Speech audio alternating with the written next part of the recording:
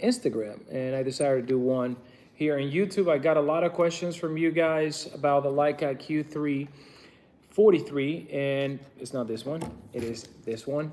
The Leica Q3-43, we're gonna be talking about some of the differences between this camera versus the Leica Q3. And we're gonna be talking about the lens hood dilemma that has happened. And I show you a workaround that actually made me install the lens hood with a UV filter.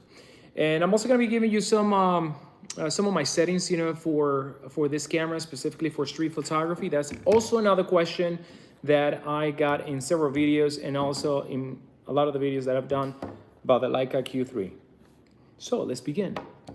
All right, so I got this camera straight from Leica, New York at Meatpacking District the day of the launch. So thank you to my friends at Leica, New York. You guys are awesome. Of course, I did pay for the camera. But this video has a sponsor, and it is my new venture and my own venture, Autofocus. So I've been making this camera straps for quite some months right now. And I've been slammed, just making straps and shipping them out. This is a net one. I'll talk about the straps in just a moment, but if you're wondering where to get this, Owl is the brand.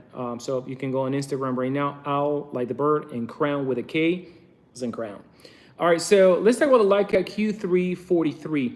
And one of the questions that a lot of people are asking me, which one is the one to get? Is it the 28 or is it the 43 millimeters? And as you guys know, most of my photography right now these days is street photography and travel. And I made several videos about the Leica Q3. You guys know what I feel about this camera, how much I like this camera, its strength, things that could actually be better. And to be honest with you, why this one I consider to be one of the best options for street photography, if you are looking for something with autofocus and one of the best built-in lenses on a camera today. So let's actually begin talking about the Leica Q3-43. And we're gonna have to focus on the lenses because the lenses is where the money is at in this camera. Literally, the money is at. Now, speaking about money, the Leica Q3-43 is going to run you at around $7,500, give and take. And the Leica Q3, when it first came out, was about $6,000. I'm sorry, not $7,500. Almost $7,000, the Q3-43. And this one was $6,000. Correct me if I'm wrong, guys. Freaking prices are bananas these days. So as some of you guys know, my go-to camera is the M11 monochrome with a 35 millimeter Apple. This is the camera, if you follow me on Instagram at Gaston Shutters, this is the camera that takes most of my street photography that you see.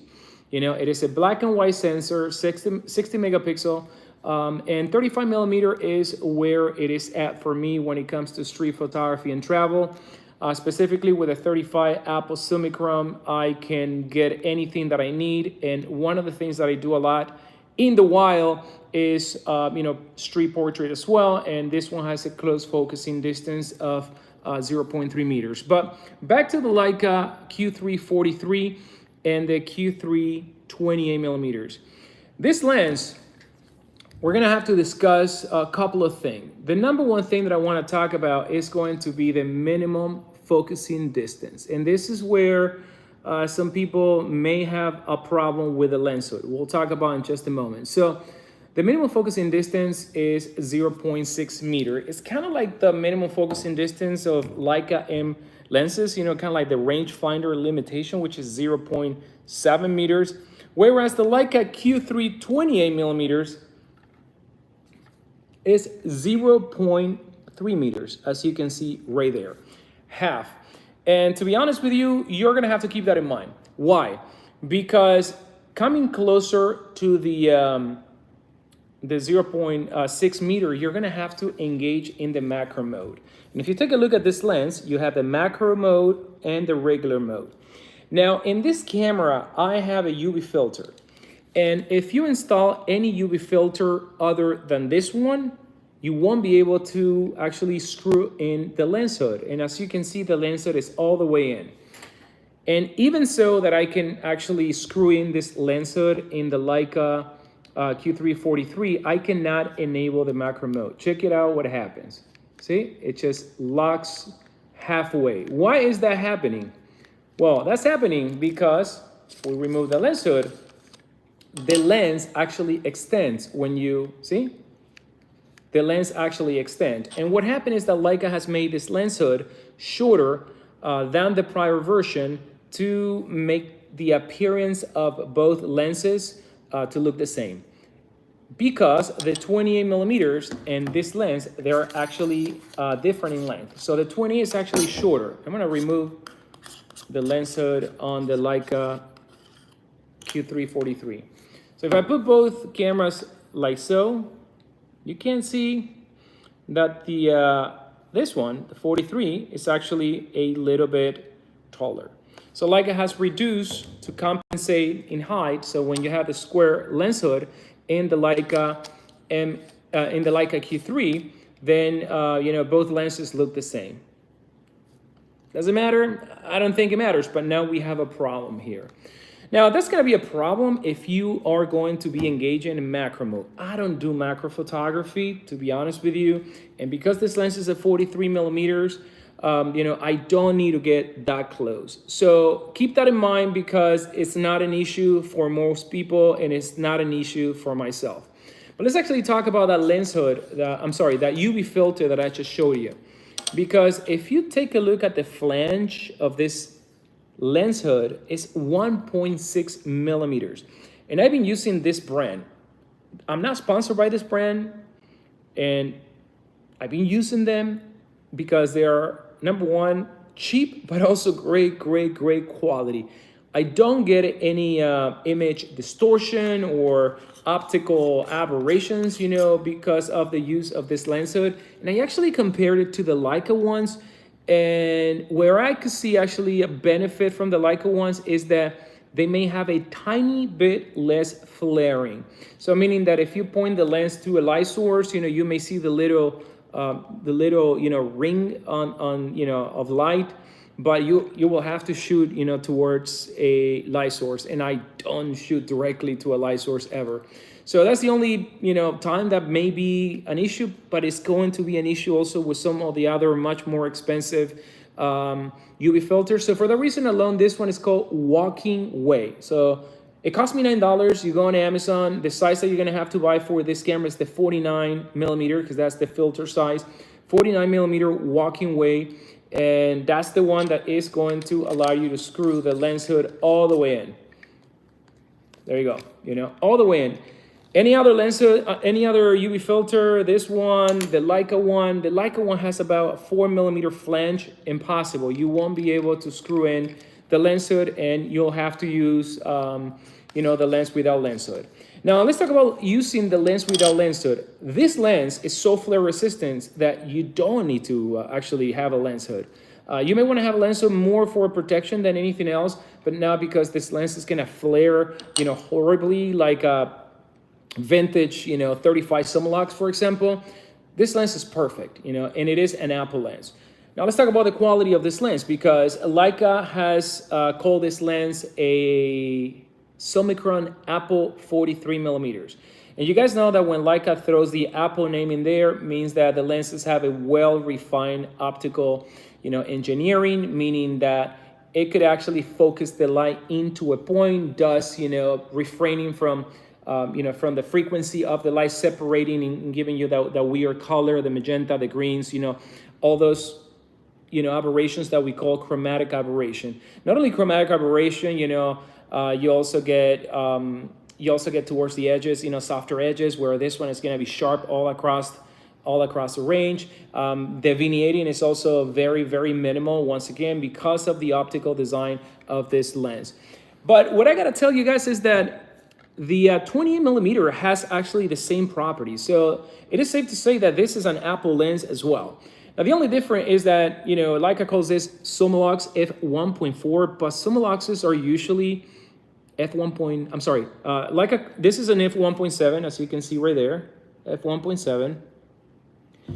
But, you know, a Summilux is an f1.4. So this could actually be called a Summicron. You're only 3 millimeters from the f2.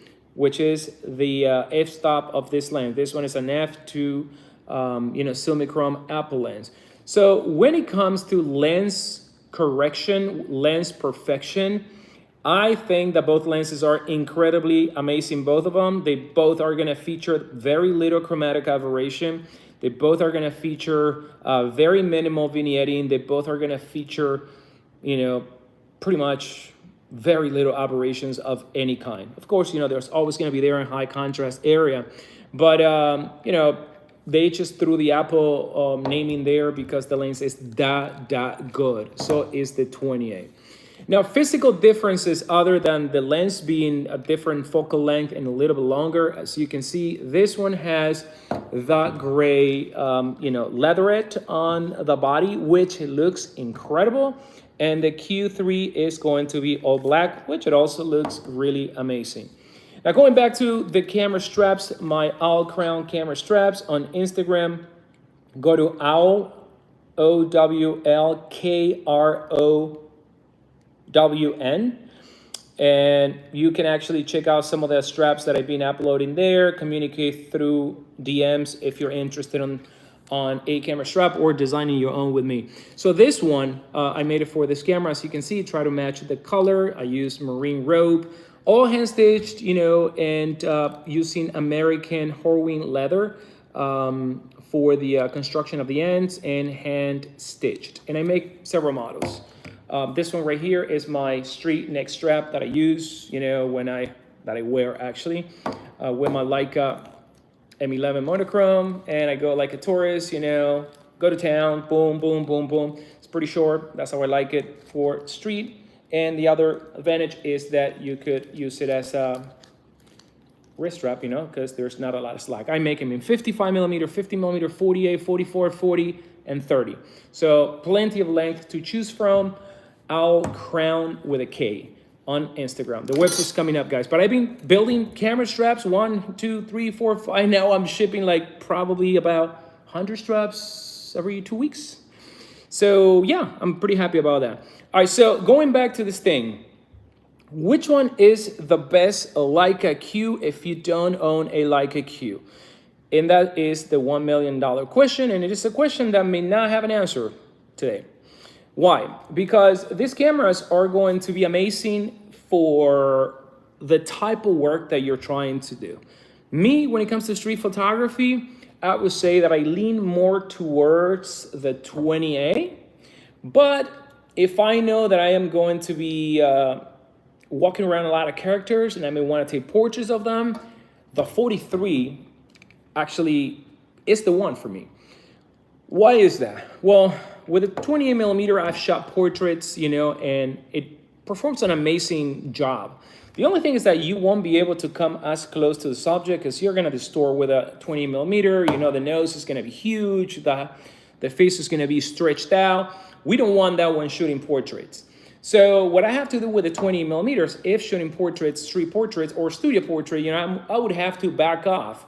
And at that time, I will not have, maybe if that's what I'm looking for. So not that you have to have background separation, but, I tend to want to have that blurry background just to give, emphasis to the character that I'm photographing. Whereas with the Leica 43 millimeters and the f2 and the 0.6 meter close focusing distance, it'll put you at about this far from the subject, which is more than enough with 40 millimeters. And you get an amazing background separation. Also, you get great levels of detail. And for that, I like this camera. Now, remember, my preferred focal length is not actually 28. It is 35. So from 43 to 35, we're talking about 35, 36, 37, 38, 39, 41, 2, 3. We're talking about 8 millimeters. So I compensate by separating myself a little bit more from the crowd, from the action, and I can get a very similar field of view. Of course, I'm not gonna get the same perspective of a 35 because the 35 is wider, but I found myself that if this is the only camera that I'm carrying, I can make it work. Now, there are going to be situations where you're going to experience limitations, and those limitations are going to be when shooting, for example, architectural, when shooting inside, a building. Like, for example, at the Oculus, I tried to shoot with a 28, and the 20 wasn't even cutting it. So I ended up shooting with a 21mm Super Elmar, and that actually did it for me. I wanted to capture all the lines of that building, and I have a series on my Instagram at Gaston Shutters. Go give me a follow there. Also follow me on Thread. I'm pretty active with Leica topics every day, and I'll crown if you're interested in the camera gear. So for environmental, probably the 43 architectural, if you want to fit a lot of things in your composition, the 43, it's not going to cut it. It's not going to cut it for tight spaces. If you're going to be shooting real estate, the 28 is the one to get. If you're going to be shooting environmental, although it's wide, be asked why for some situation, but it's going to be a lot wider than the 43. So I think the Leica has made a good choice. But I would have wished that they made it 35mm. And I think that the reason why they did this is because probably, creating a 43 may be less challenging than a 35. Usually 35mm lenses, fast lenses, tend to be a little bit bigger. I think that may be something to do with that. And also just to create enough separation between the 28 and something, much tighter like a 43. Probably if they would have done 20 and 50, maybe a lot of people would have just, considered that a more broader separation. But again, I am shooting with this camera every single day, and I learned to love it. One of the things that I actually noticed about the 28 is that on the 28, yes, I love to have, context in my photos, and capture something of the surroundings right now. But a lot of the times, I may be shooting from a car, maybe shooting from across the street, and then I have to crop immensely to get the type of framing that I'm looking for. Whereas with a 43mm, you're now going to have to crop as aggressive, if any. Now let's talk about the sensor, because both cameras are going to have the same tri-resolution sensor, 60, 36, 18 megapixel. I never engage on those modes. I just, shoot in 60 megapixel and call it a day. But the other thing that I've been shooting a lot with this camera, both the Q3 and the Q3-43, is JPEGs. And because I shoot black and white, I love the black and white JPEG, the high contrast JPEG that this camera gives me. Straight out of the camera, I can post that, no problem. With the M11 monochrome, the JPEGs are a little bit muted, and at that point, I end up, editing, my images and then posting them. So that's why I shoot mainly DNGs. But I want to actually answer a lot of the comments, because I'm not ignoring you guys. Just wanted to get these points across, and I'm going to try to go. I would try to go, to every message that's here. Please, bro, I would do any job. Okay. I don't know what is that in reference. Tinku official say I want that camera. Damien Mallet say hi. People always compare the Q3 versus the 28. I think it's not understanding what Leica proposes here. Well, I think it's pretty clear what they're proposing. I think what Leica is proposing is giving you a fixed lens camera, for two different types of photographers. If you're a portrait photographer, the 20 is not going to cut it. If you are a portrait photographer, the 43mm will be most likely to cut it for you, because because of the less distortion. If you do more environmental, the 28 will be better than the 43, in my personal opinion. So I do think that Leica is doing exactly what people have been asking. And people have been asking for a 35 or a 50. They kind of give you something in between. And I mean, I commend them for that, for listening to their community. But again, there's not a right or wrong option. You may think differently, and that's completely fine, because we all have different requirements when it comes to our photography. So all right, so Damien typed a lot. Thank you for engaging with us. Related to the filter gate, like the Apple has the antenna gate a while back ago. And again, guys, I don't know if that was a mistake. Well, I mean, yeah, kind of like a mistake, because it did not happen on the Leica Q3. You could engage macro mode, you could have a UV filter, and you wouldn't be colliding with a filter like you are right now on this camera. But you don't have to have the filter if you're going to be shooting with a lens hood. I think the lens hood is going to do a pretty good job at protecting that front element. But just in case, walking away is that filter that I mentioned before. Check it out on Instagram. Zero affiliation with a company. All right. You'll find also plenty of video explaining how bad adding a filter can be in front of a super optimized lens. Well, to be honest with you, I personally don't care much about that, because first of all, I have actually examined images with the filter, this particular filter, and without the filter, I did not see anything. And for example, in New York, I was shooting with the Leica Q3-43 and my lens completely wet. So that gave me that hazy look. You can see some of the images there. Again, it's going to be, based on what floats your boat. It's more important to have a super uber clinical image, or it is more important to protect, a lens on a very expensive camera. I choose to protect the lens. I could always tweak things around in post, and again, plenty of sharpness, with or without the filter. But again, that's my personal opinion.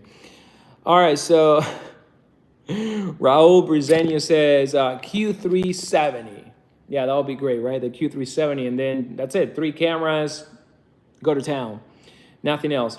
So guys, I wanted to pop in with this video. What else can we talk about? Let's talk about the settings. Yeah, let's talk about the settings on this camera. And I don't know if I mentioned this, but I use this camera a lot in manual mode. And like I mentioned in prior videos, in the Q3, this lens is going to have a focusing tab. Now, the focusing tab has about 90 degrees throw, which is almost the same throw that you get on a modern Leica lens, like, for example, a Summilux 50 millimeters. You just get that short, throw. So I like how Leica has designed this lens, because they designed it like a manual Leica lens, like a 50 millimeter, for example. Summilux, has the same aesthetic. You have the distance scale there in meters and feet, and I zone focus. That's why, I love M, because they're manual focus, and for street photography, to me, it's manual or die. I don't rely on autofocus for street photography. I tried it. It's just, erratic. And when I shoot, I'm in a very fast pace. I mean, just jump on, in front of someone, snap a picture, and I know exactly what I'm doing when I can actually control that. And I know that I'm not going to get any deviation of my focus going all over the place. So if I want autofocus, I can lock this tab and I'm in autofocus. But if I want to use, zone focus, I may dial my shutter speed at about, if it's very bright, 500, 1 under 500 of a second. The ISO is going to be auto. And then I go inside my settings right here. Let me show you this setting. So go to auto setting in page 2. And I disabled touch focus, another thing that I do. And I have it all the way to 50,000. So I let my ISO go all the way to 50,000 if it has to go. I try not to go that high, but I've shot at 25,000 ISO. This sensor performs so well at high ISOs that I'm not afraid. I'm not afraid of going that high with my ISO. So this is the way that I like to rock the camera. Auto ISO. Manual shutter speed. Sometimes I may engage in auto shutter speed if it's super bright and I'm moving around. I know that the camera may choose a high shutter speed. But the other thing that I do here is I disable optical image stabilization, because number one, it kills the battery, and number two, it's pointless when you're shooting with a very fast shutter speed, in my opinion. Again, this is my personal opinion. And my aperture may be at around 5.6, 8, or f11. F11 is my sweet spot, and this lens performs amazingly at f11. Same with the Q3. Once again, it's an Apple, and probably this lens is gonna perform amazing at f16, but I hope that you don't have to go that,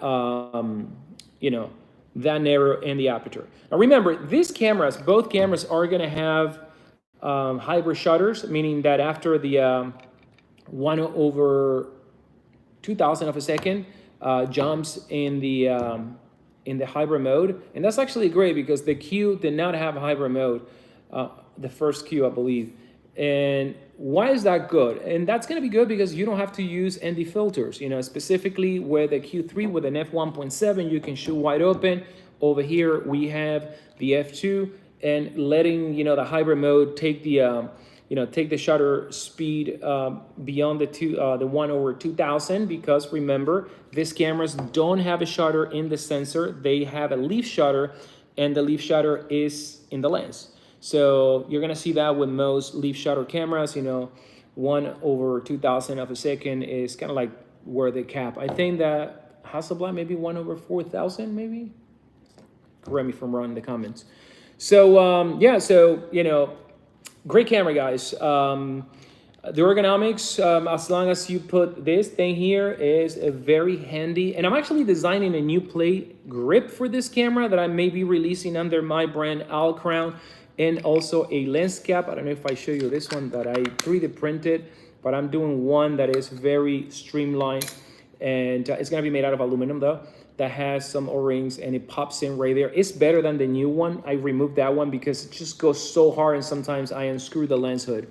So Leica Q3-43 versus Leica Q3-20mm, the choice is gonna be yours. We have gray optics here. We have a gray sensor, 60 megapixel. One is gonna be wider than the other one. So, just don't think it too much, but think it through enough. If you need wider, 20 is the way to go. And even though this camera was released over a year ago, still very modern camera, and it shares the same hardware than the Leica Q3-43 Maestro 4, both cameras. So same sensor same processor as the ESL.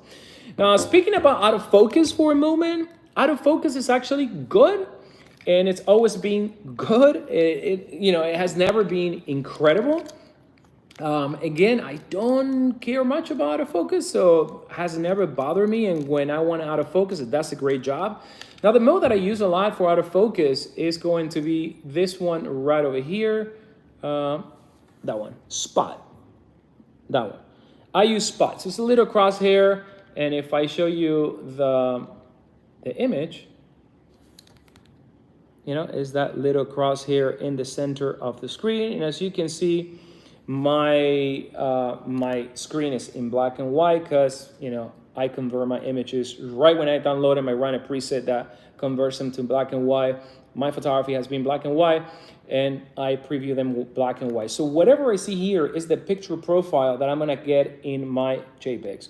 And this one is the high contrast JPEG setting. You can configure that from there. And Damien, no, I'm not using autofocus so much here. Maybe if I'm doing portrait, and I may just, put the crosshair in the eye. But other than that, manual focus has done it for me. Another thing that I do is I disable the screen. I believe it's disabled. Yeah, I disable the screen because I don't like that crosshair to move around.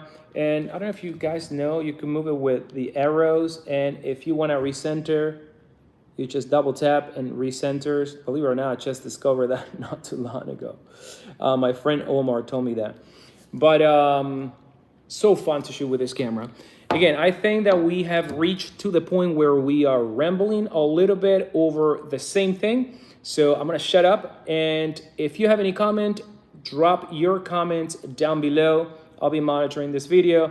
And again, I just moved to a new place. I gotta set up the video room right here, and I'll be shooting some video, guys, very soon. So until then, I'll see you in the next video. Remember, Workaround on Instagram, OWLKROWN is the account where you can find some of the straps that I have available for sale. DM me there. See you guys. Take care.